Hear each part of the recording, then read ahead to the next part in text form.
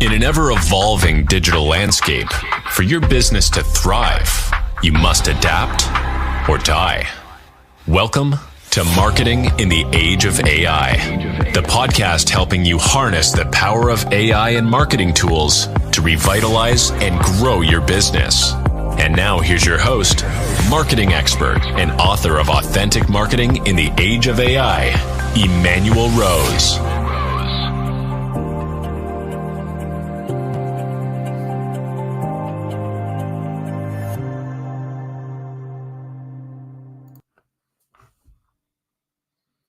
Welcome to this episode of Marketing in the Age of AI.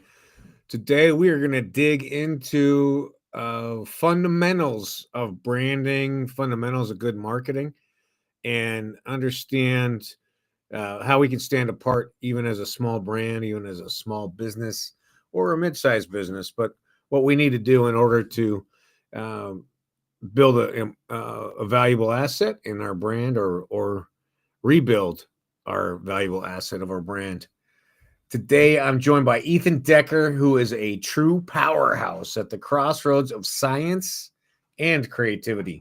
With over 20 years of experience in brand strategy, advertising, and market research for some of the world's biggest brands, Ethan brings a unique perspective shaped by his background as a scientist turned marketer. From conducting ethnographies in Tokyo to presenting at South by Southwest and TEDx, and he's done it all, developing strategies that blend data-driven insights with creative brilliance and maybe a cuss word here and there. Ethan Decker, thanks for joining me. Thanks for having me, Emmanuel.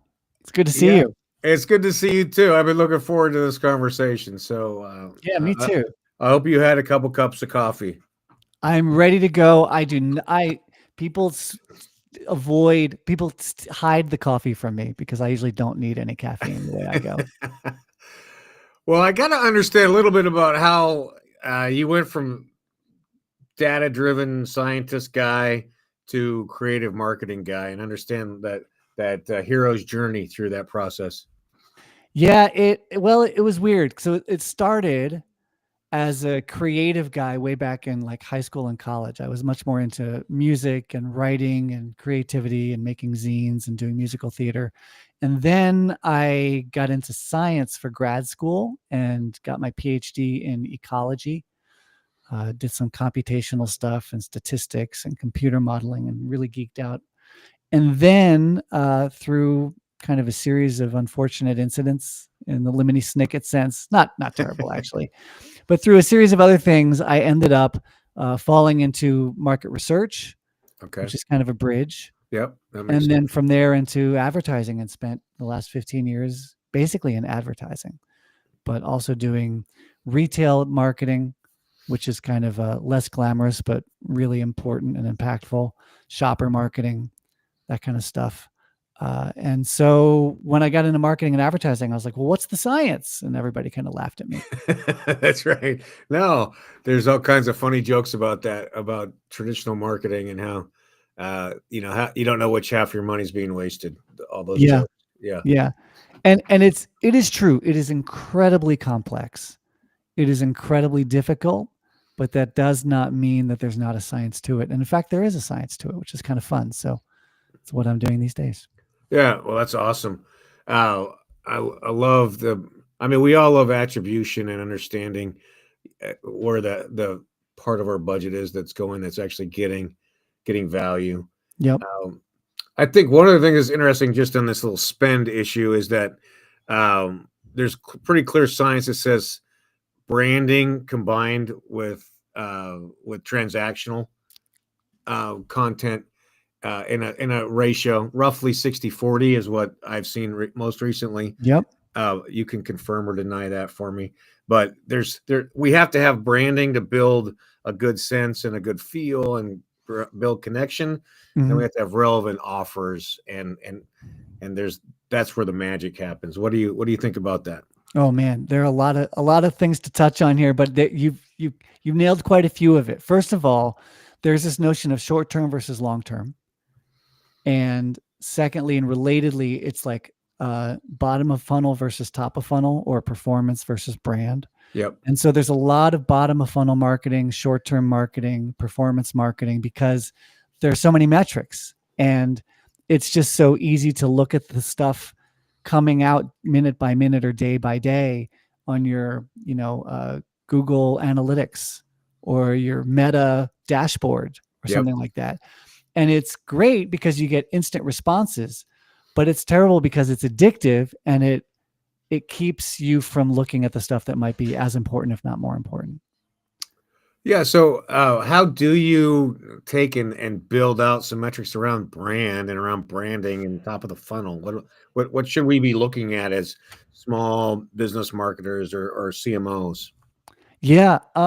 The first thing is that there's probably not one great metric. There's not a single one, in the same way that there really shouldn't be one for performance stuff too. Right. We're really into ROI and ROAS, which is the return on ad spend. Yep. But that assumes that when you did that advertising thing, that's what caused the sale. Right. The problem with one of the big problems with just looking at ROI and ROAS as your metric is, a lot of the stuff we look at is when people are already in market to shop, in market to buy your category or your product. So someone punches in a Google search for local windows for your home, and Andersen Windows has some ad there. Well, it's kind of like giving people flyers when they're already about to walk into your store. Right. And so does the flyer get the credit for having them come to your doorstep? Right.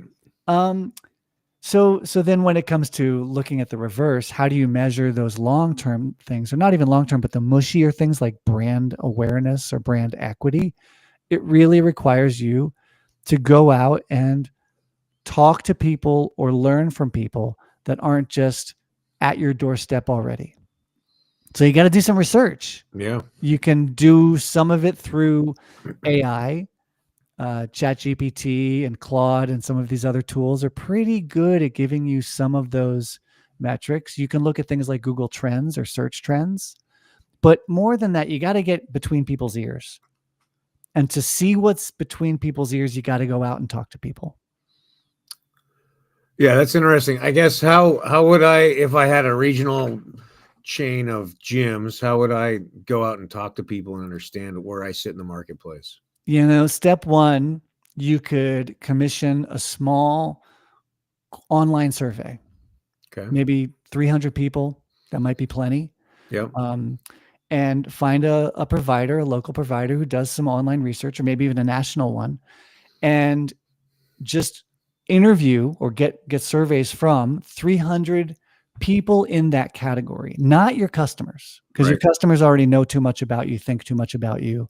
You want to talk to the people who might know you exist, drove past you a couple times, might consider you but haven't been in, or used to use you 5 years ago, but now they go to this other gym. Right. Do like a little 200 or 300 person survey and quiz them about some basics, like what are the gyms in the area? What do you know of them? Which ones do you prefer, and why? Why do you prefer that gym? Why is that the one you like best? And then get a sense of what people think of your gym. And mostly what you'll find, Emmanuel, is the people that don't go to your gym don't know much about your gym and don't think much about your gym. Yeah. Terrible feeling. I know. But there's this great old quote. Supposedly it's from Eleanor Roosevelt, but who knows? It's the internet now.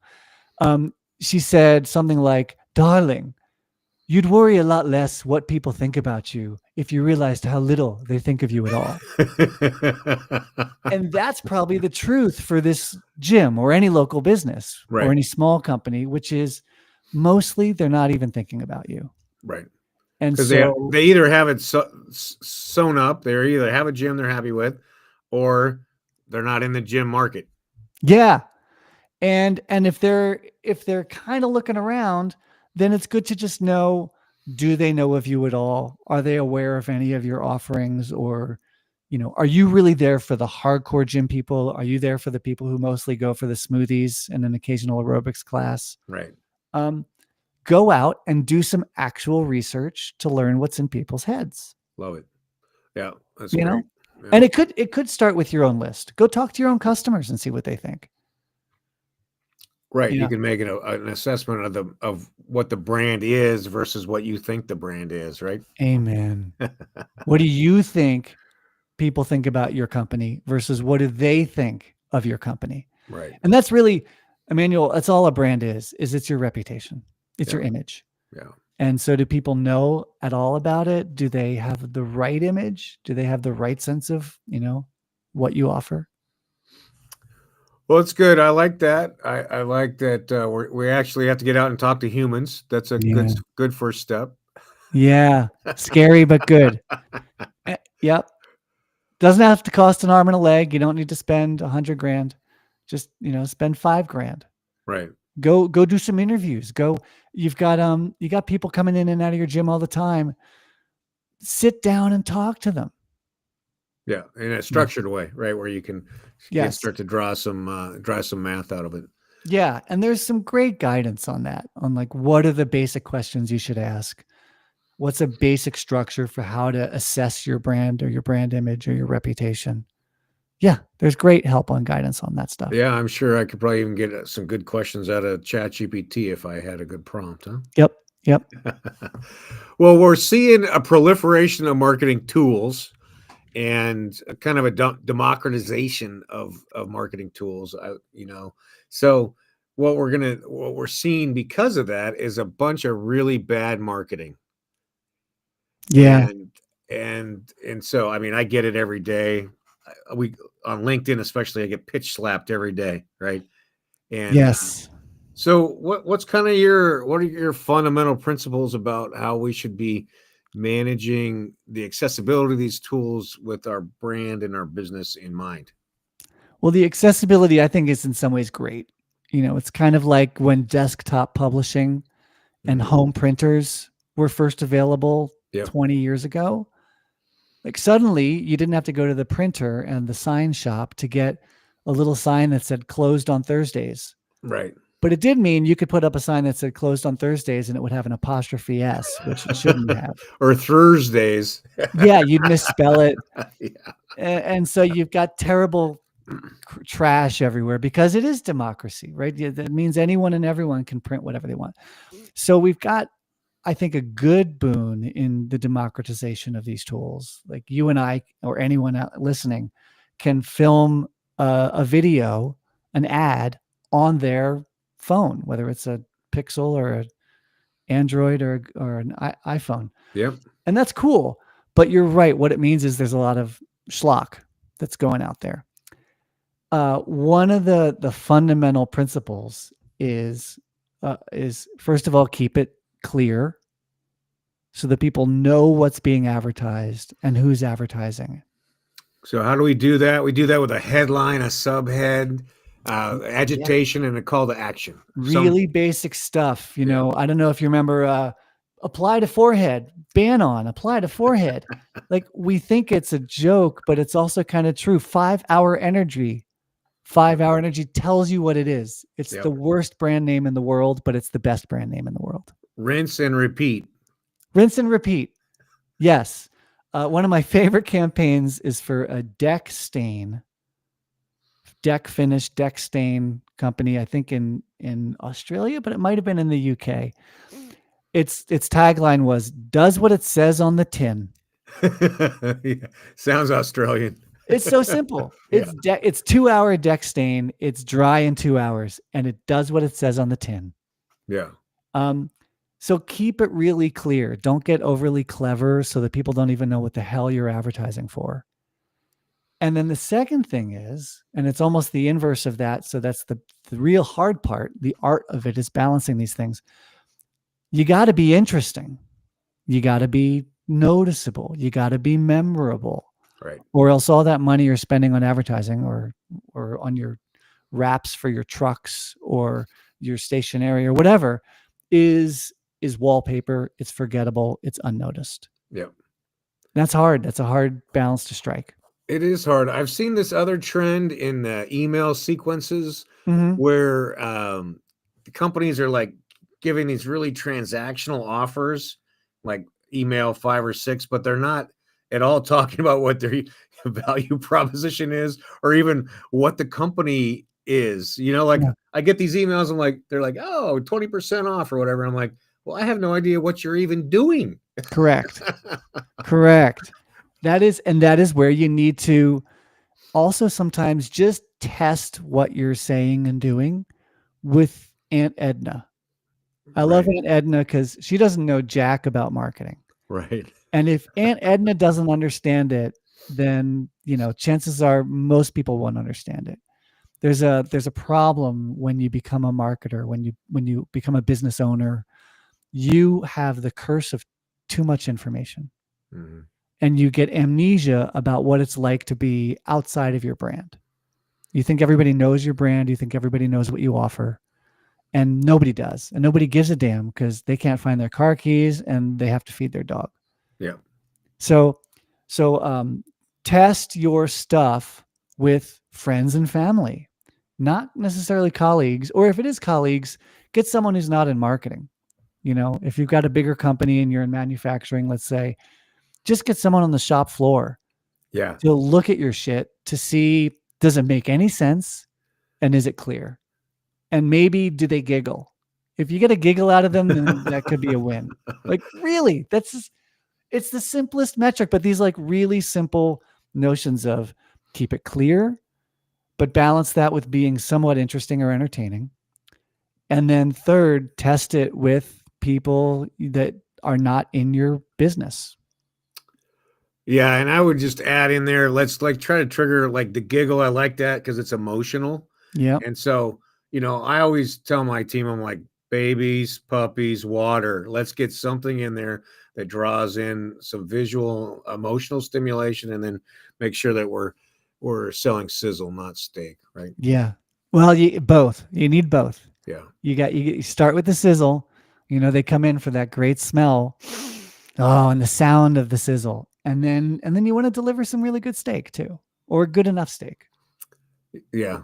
Yeah. I'm with you on that. Yeah. It's a tough balance, but these are timeless things, regardless of your technology, regardless of your tools. It is hard. I've worked with a lot of small companies where they do struggle and they get lost when it comes to how to be creative or how to be interesting or how to be funny or entertaining, because it's not in their wheelhouse. They're construction people or HVAC people or financial managers. They know their knitting. Yep. But then now they're asked to be creative and funny. Like, come on, that's not what they're good at. No, and I think that's the real thing in this time in 2025, where marketing is complicated enough, just like accounting is, just like HR is, that you're really not going to, as a solopreneur or a small business, be able to do your own marketing. Like, that myth needs to go away. It's hard. It's hard to do your own marketing because you do really want an expert. It's kind of like I'm not going to be able to fix my car. I am not an auto kind of guy. I did not grow up under the chassis of my dad's truck. And so I want to find someone who knows how to fix a damn car and knows how to do it well. Yep. And I don't want to tinker with it and screw it up. And marketing is, it's kind of in that same boat. And so if and when you can afford to hire a pro, even part-time or even just for projects, then hire them just like you would hire a mechanic to fix your car. Yep, I'm with you. Yeah. Well, tell me about who are some of the old school marketers that you like, that you follow or that you've read, or that people should think about for fundamentals? This is a great question, Emmanuel, because we're so addicted to the new and the trendy and the fad. And some of the old stuff is just true and right, just like the laws of physics don't change. Yep. Sir Isaac Newton, he's not out of style. So here's like one of the ones I love is David Ogilvy. Of course, yep. He's an old school guy. He likes a punchy headline. He likes to test things. He came out of direct mail. Yep. And direct mail is a good pressure test. It's a good litmus test for whether you know your shit. And so he's got really great, solid advice. Ogilvy is always worth looking at and reading and knowing. There's a group called the Ehrenberg Bass Institute. They're in Australia, and this is an academic group. Byron Sharp is one of the professors there. I think he just either celebrated his 20th or 25th anniversary running the institute. He's great. He's got a book called How Brands Grow.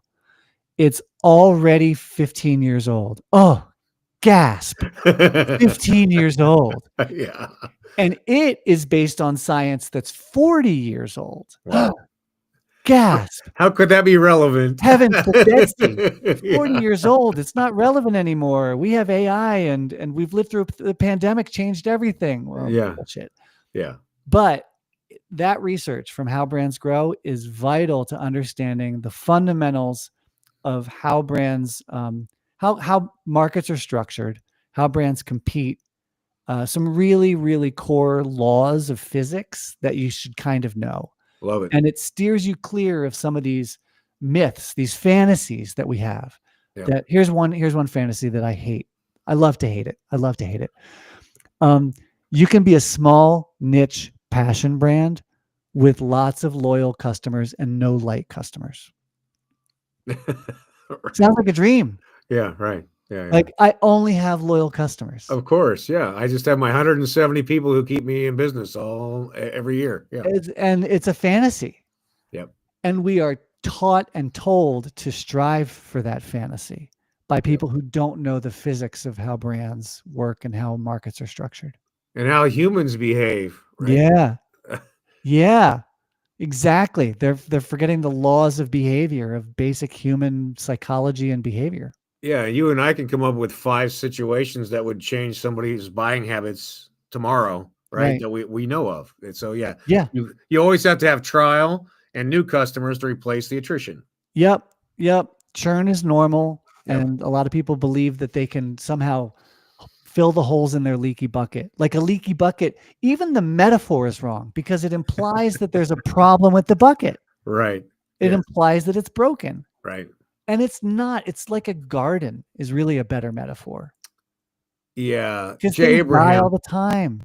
Yeah. Jay Abraham talks about like a parade, right? And so you're pulling people out of the parade and then they're going back to the parade. Nice. Yeah. Nice. Yeah, I love it. So yeah, if you don't know the laws of brand science, which isn't the same just as big data and data analytics, if you don't know the laws of physics of how shoppers shop and how brands work, then you're bound to believe these fantasies and you're bound to waste a lot of money chasing stuff that just doesn't work. That's not realistic. Yeah. And even getting back to your early question about 60-40, that 60-40 split between like brand building and performance. Yep. There is some pretty good research that shows, and this isn't quite the level of a law of physics, of brands, but there's good research that shows if you focus on long-term brand building, it makes your performance marketing work more effectively and efficiently. But if you only focus on performance marketing, short-term stuff, bottom of funnel stuff, it does not add up to building your brand. I believe that. I mean, that makes sense to me. That's the intuition is around that because you're always transactional. And I like, for instance, I got a dog food topper for my dog that I love, right? Okay. Every email is 20% off. Right. And there's no explanation about performance and, the way they source their materials and it's all the best stuff in the world, right? But they never do that. They just do 20% off. Yeah. Or just about dogs. I mean, come on. Dogs are like the most emotional, personal, lovey-dovey, fun, entertaining topic. Yes. I got a buddy who runs a dog company, and he's like, it's the easiest thing in the world. Just talk about dogs. Right. Yeah. Yeah. I mean, they could do like 365 days of dogs who eat their topper, and that would be way better than another 20% off email. Amen. And it would build a brand. It would build a brand image, a reputation that's more interesting, more memorable, more, frankly, just a little bit more likable than the next brand over. Yeah. Yeah. That's all they need. I love it. Wow. I mean, you and I really could talk about this all day, but it'd be pretty boring for everybody else. So, Yeah. Ethan, if people want to sign up for your newsletter or get in touch with you and have a conversation, how do they do that? I got a couple ways. Number one, you're right. I do have a newsletter. It's the Irregular News, because it comes out irregularly.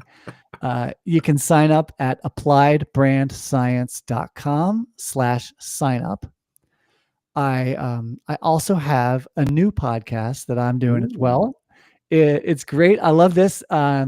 It's called Cover Brand, and it's like car talk, but for brands. Love it's it. a call-in show. Yeah. So you can find Cover Brand kind of anywhere you listen. If people want to talk to me, my contact info is also on my website, appliedbrandscience.com. And I'm pretty active on LinkedIn. And so if you go to LinkedIn and look for Ethan Decker or Applied Brand Science, you'll find me there. Hit me up. I'm always open for conversations. Cool. Yeah. And all that information will be in the show notes, and it'll be easy to get to you. Great. I really appreciate your time today. Thanks for dishing on all these scientific approaches to marketing. And I love your energy, and I love the work that you're doing, and wish you all the best. Thank you, sir. All right. Thank you, Ethan. Well, I love it. We got back to the fundamentals of brand building, looking at being clear, being engaging, creating some emotional connection, and understanding the difference between building brand and being transactional. I hope you got some value from this today. And my biggest hope is that you take some time to find some AI tools that can free up some time for yourself so you can continue to upskill, or that you can get more time with your friends and family and get outside and enjoy the fresh air. It's Emmanuel Rose, Marketing in the Age of AI. Thanks for listening to Marketing in the Age of AI. Be sure to subscribe wherever you heard this podcast so you never miss a future episode.